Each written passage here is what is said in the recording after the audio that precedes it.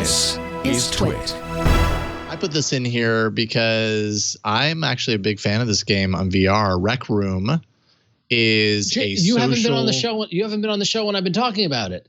Mm-hmm. So you when you were off the show, I talked about the fact that they were coming to Android, and then we talked about it again. You did already. And I'm fascinated by it, but keep talking about it because if you've played it, I want to hear what you think of it.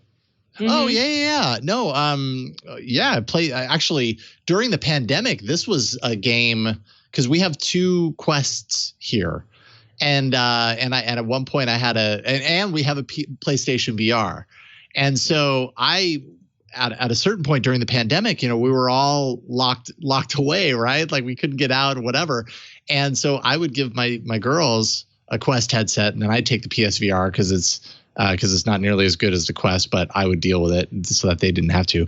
And we would all get into Rec Room, and we would go. There's like a laser tag. I mean, it's kind of like Roblox or something like that, where anybody can go in there and really create games and worlds within this Rec Room app. And there were times where we were playing, each one of us in a different room in the house, and you feel like you're there. And, I'm hearing them and I'm talking to them, even though we're all in the same house. It's kind of ridiculous, but it was really cool. It gave us the freedom to leave the house and go somewhere, even though we weren't going anywhere, but we were doing it together. And so it kind of felt like we were. Rec Room is awesome. And so they're bringing it to Android devices. This was the first that I'd heard of it. Sorry that you already talked about it, but no, it's okay. Yeah, it caught my eye, and just in terms of the numbers of people who are playing it not on Android, and the fact that it's coming to the Android platform. My niece has a Oculus Quest, and I told her to go check it out, and she has. I haven't been able to get over to her house to play it, to check it out. But I'm really anxious because it's free and it seems like it's fun. Someone wrote in a couple of weeks ago who does play, and they pretty much, shared similar that you shared, Jason, is that it's a super positive community, and it met a lot of people, and it seems like a nice place to be in VR, which I haven't heard really of yet up to this point. Yeah. So Russell, I know that you've had plenty of experience with this. What's your take? Oh man, there's so many cool things you can do in Rec Room. Like the people who go in there and build worlds are just impossibly creative. They've done really cool things. Yeah. Like the laser tag thing that you brought up is super cool. There's another room that it's using all of the same mechanics as the laser tag, but they went in and changed all of the sprites so that it actually looks like Nerf guns, which was cool. Just kind of a super cute little thing because the Nerf darts will stick in places depending on where you go. So that was kind of cool. Someone recreated a Quidditch field from Harry Potter inside of the PC version of Rec Room for a while, so people could fly around on broomsticks and do stuff. It was wild. There's even at one point there was a full Dungeons and Dragons game table that you could go and sit at and play with friends. That got super popular during COVID, so people could awesome. Kind of distance play with one another. And it's a super positive community. And it's on everything now. As it comes to Android players will be able to play with PlayStation people, with Windows people, with VR people, with Xbox people. It's all cross-platform, which is super cool. Yeah, there's so much potential here, and the expansion to Android is just going to be, I think, potentially huge for the platform, even, on a platform that's already got amazing numbers and has got some great investment and all this sort of stuff. And it, kind of what we had talked about, Jason, and the question was oh man, did Google get out of this game? Is the timing off? If Daydream had just stuck around and could work, could this have been the killer? Could this be the killer VR app for everybody? And it definitely seems the closest to it has come. So so I'm excited to check it out on any platform I can do. So that's all. I ran out of words. Chumley in chat said Roblox is starting to trigger PTSD, and I get it. I'm a parent of 2 kids who are obsessed with Roblox.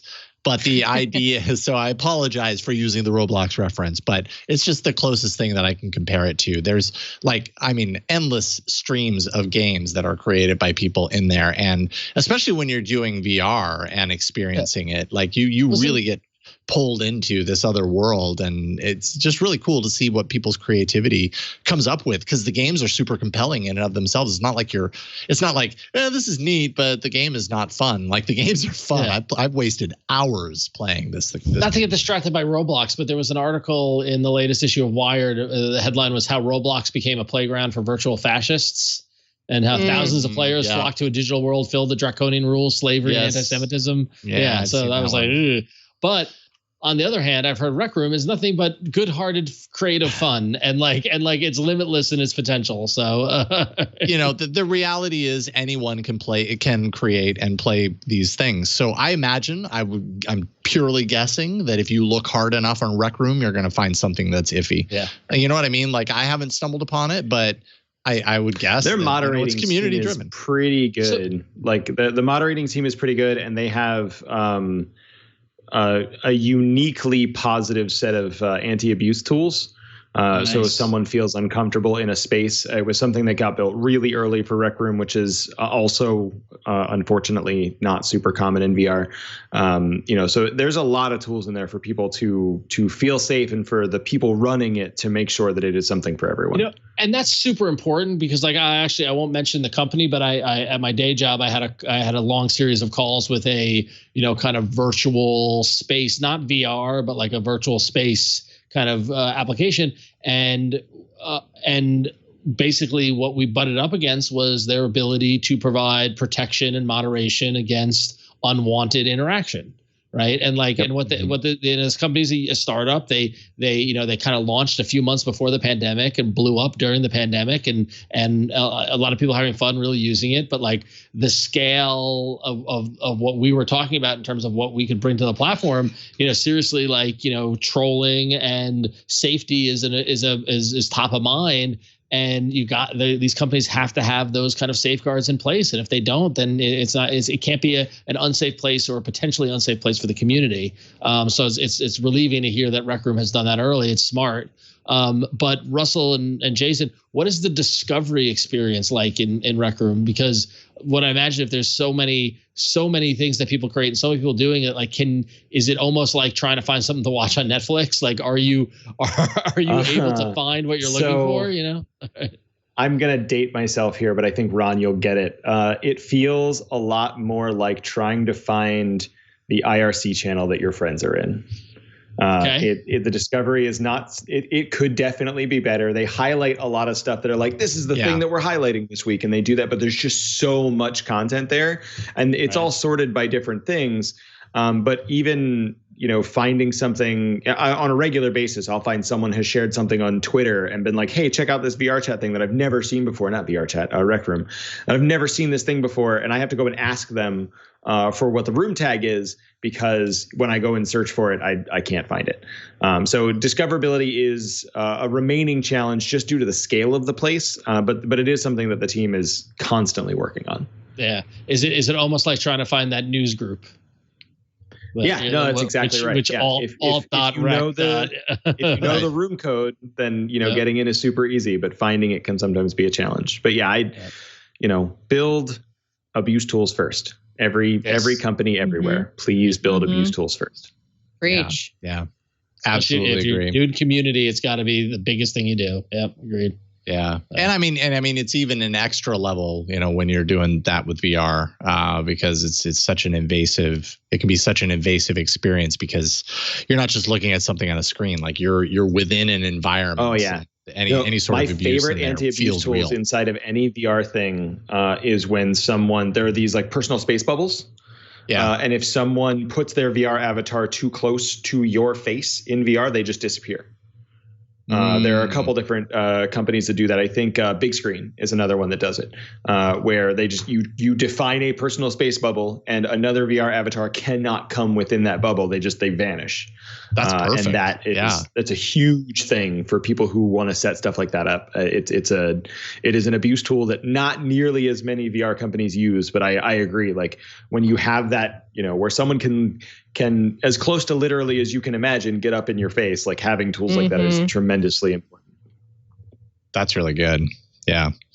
Super effective. All right. So yes, Rec Room, awesome. Happy to see it coming to Android devices. It'll make it much easier for us to play at some point. All four of us in this house will be playing. Who knows? Ron, Flo, Russell, if you guys are ever playing Rec Room, hit me. I want to get on it as soon as I can. I'll let you know, and we'll go do it. I would happily join you. Yeah, that would be fun. All right. We need someone to build can we build the arena in Rec Room? Oh, that would be so cool. That would be great. Oh, I love it. It would be so cool, and also I got to be honest, guys, kind of violent. Yeah. Well, but it could be like if we could do like laser tag, but instead we shoot out icons of apps from the arena, and different apps have different power ups. You see, there you go. I just need a little time to build it. So we're throwing S Pens all over the place. Exactly. Yeah. And then if you're lucky and you get the Snapdragon Insider phone, then you're invulnerable for 5 minutes.